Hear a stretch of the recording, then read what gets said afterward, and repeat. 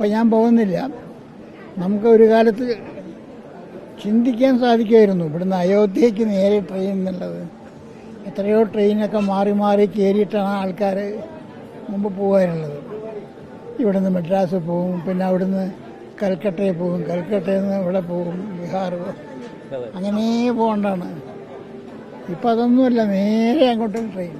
ഈ പോകുന്ന ആൾക്കാർ ഈ ഒരു പുതിയ ഒരു റെയിൽവേയുടെ ഒരു സംരംഭം ജനങ്ങൾക്ക് ഈ ഭക്തന്മാരായിട്ടുള്ള ശ്രീരാമ ജന്മസ്ഥാനം എന്നുള്ള ഇഷ്യൂ സജീവമായി വന്നിട്ടുള്ള ഒരു കാലഘട്ടത്തിൽ അതിനുള്ള എല്ലാ സൗകര്യവും നരേന്ദ്ര മോഡി ചെയ്യുന്നതായിട്ടുള്ളൊരു കാലഘട്ടത്തിലാണ് ആ തീർത്ഥാടനം നടത്താൻ വേണ്ടി ഈ തിരുവനന്തപുരത്ത് നിന്ന് പോകാൻ, കേരളത്തിൻ്റെ ഈ തെക്കേ അറ്റത്ത് നിന്ന് പോകാനുള്ള, നേരിട്ട് പോകാനുള്ള സൗകര്യം ഒരുക്കിയത് വളരെ അഭിനന്ദനമായിട്ടുള്ള കാര്യമാണ്.